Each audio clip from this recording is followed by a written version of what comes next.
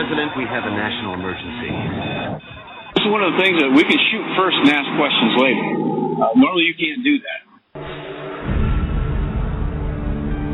All of a sudden these trees started moving out of the way. They parted for me. And then I came out into this opening, and there where I saw Jesus Christ.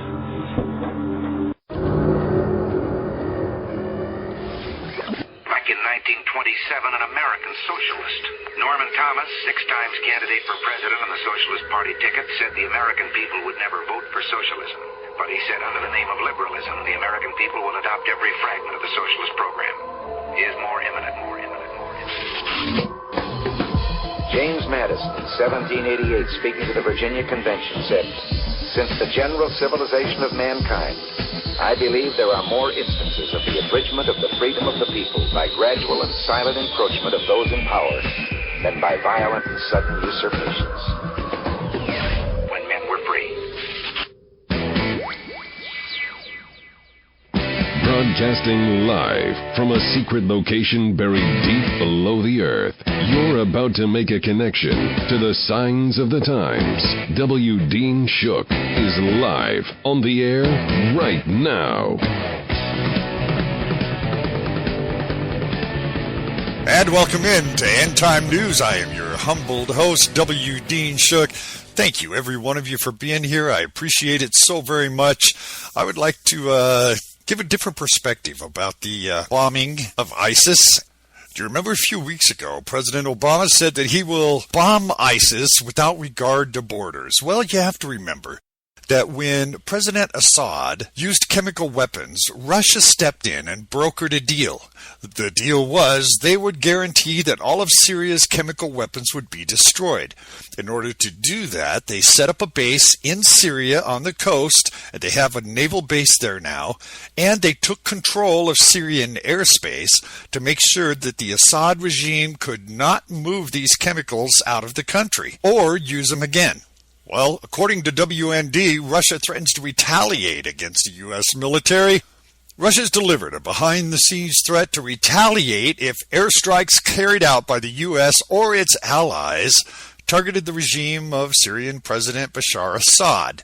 This, according to Middle Eastern security officials who told WND that Russia complained Sunday in quiet talks with United Nations representatives that the Obama administration's current aerial campaign against the Islamic State fighters in Syria is a violation of international agreement regarding control of Syrian airspace.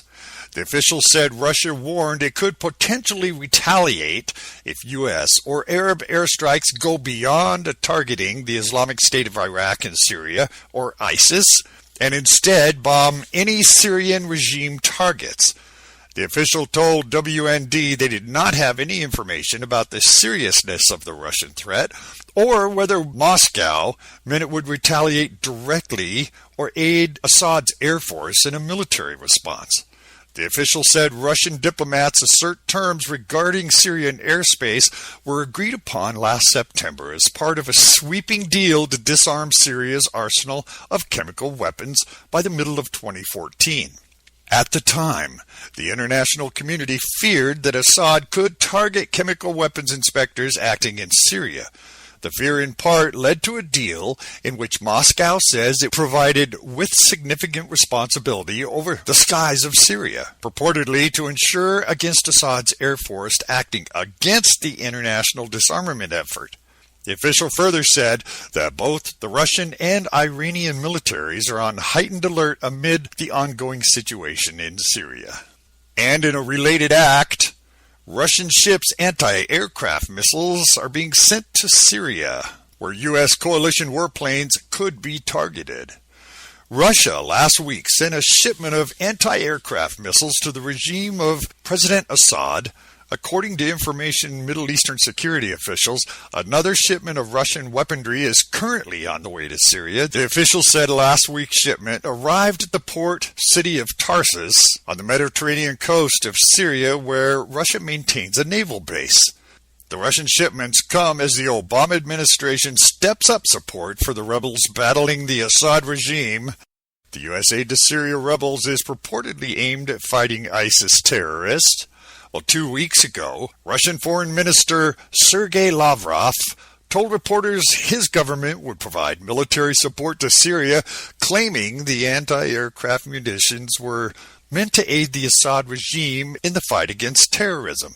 However, neither ISIS nor any other jihadist group operating in that area have any aircraft. The U.S. and allies have been carrying out airstrikes in Syria targeting ISIS. Lavrov said on the sidelines of an international conference of Iraq in Paris on September 15th, "We have spoken of our contribution to supporting the Iraqi government if their fight against terrorists, ensuring security of their state. In a similar way, we provide military and other kinds of assistance to Syria that's also facing a serious terrorist threat, maybe to a lesser degree." And you can find both of these stories on the website at wdeanshook.com. Well, what does Israel have to say about this? Well, Israel's Netanyahu, according to Reuters, says Israel's Prime Minister Benjamin Netanyahu on Monday tried to shift the spotlight away from the Islamic State militant group and back on Iran, warning the United States that a nuclear-armed Tehran could pose a far greater threat than militant Islamists on pickup trucks. Netanyahu described Iran, Islamic State, and the militant group Hamas that controls the Gaza Strip as part of a single team, comparing them all to German Nazis who killed 6 million Jews in World War II. Make no mistake, the Islamic State must be defeated, Netanyahu said. But to defeat ISIS and leave Iran as a threshold nuclear power is to win the battle and lose the war. It's one thing to confront militant Islamists on pickup trucks armed with rifles. It's another thing to confront militant Islamists armed with weapons of mass destruction. Iran rejects all allegations by Western powers and their allies that it's developing the capability to produce atomic weapons and wants economic sanctions lifted as part of any nuclear deal with 6 countries negotiating with Tehran. By describing Iran, the Islamic State, and Hamas as part of the same team, Netanyahu appears to play no doubts among U.S. lawmakers about the wisdom of President Barack Obama's decision to engage with Tehran after the 2013 election of President Rouhani, a soft-spoken pragmatist, to resolve the 12-year-old nuclear standoff between Iran and the West. You know, to say that Iran doesn't practice terrorism? It's like saying Derek Jeter never played shortstop for the New York Yankees, he said.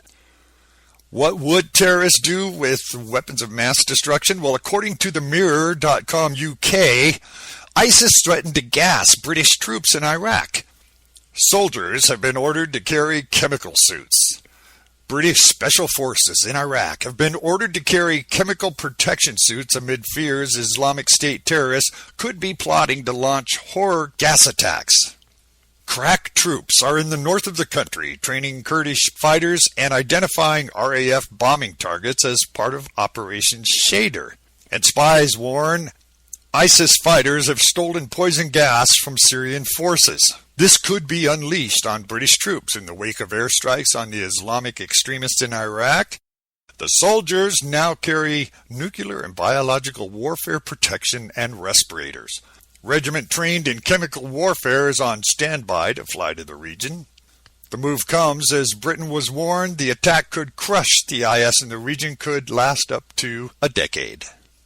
And Barack Obama admitted the U.S. underestimated the numerous groups' emergence in Syria. There are many more UK troops in Iraq than admitted by the government, as well as special forces. There are also soldiers from one para, RAF air support experts, and signal intelligence troops. Syria agreed last year to destroy its chemical weapons, but U.S. spies suspect President Assad shifted some to secret locations. ISIS are thought to have stolen sarin and chlorine, which they captured a Syrian Air Force base 2 months ago, as RAF tornadoes yesterday returned to campus from their 5th sortie over ISIS targets without firing their weapons. Former Army Commander Major General Thompson warned the fight could be a long one. Mr. Thompson, who led forces in the Falklands, said the problem is that we always want an answer by tomorrow, and that's just not the real world. And unfortunately, this may not surprise you. It really didn't surprise me. As everyone has heard, we now have a confirmed case of Ebola here in the United States, in Texas. Now, according to WND, the World Health Organization says no Ebola vaccine before mid-2015. Out of New York, the World Health Organization said Wednesday that the manufacture, financing, and distribution of large-scale Ebola vaccine is not possible until the middle of next year at the earliest. World Health Organization is expediting Phase 1 and Phase 2 trials on 2 highly promising experimental Ebola vaccines, hoping to obtain approval next February. On Tuesday, the Centers for Disease Control reported the first case of the current strain of Ebola brought to the U.S. by a traveler. The Ebola outbreak currently ravages part of West Africa in the most severe acute public health emergency in modern times. The World Health Organization said in a statement issued from Geneva, never before in recent history has a biosafety level 4 pathogen infected so many people so quickly over a wide geographical area for so long. The WHO further reported the government of Canada has donated 800 vials of vaccine, a donation expected to translate into some 1,500 to 2,000 doses of the vaccine. Manufacturers told WHO that despite their dedication to augment current manufacturing capabilities, most of the vaccines on a large scale will not be possible until mid-2015. One shared mindset was readily apparent during the 2-day session, namely that nothing must be allowed to slow down the goal of making vaccines accessible to people in West African countries. The WHO reported the phrase, "nothing can be allowed to delay this work," was heard over and over again. Still, WHO offered no hope of large-scale production of either vaccines could be rushed ahead of 2015. And he said in the last days there would be pestilence. As Jesus was sitting on the Mount of Olives, the disciples came to him privately. Tell us, they said, when will this happen, and what will be the sign of your coming and the end of the age? You will hear of wars and rumors of wars, but see to it that you are not alarmed. Such things must happen, but the end is still to come. Nation will rise against nation, and kingdom against kingdom. There will be famines and earthquakes in various places. All these are the beginning of birth pains.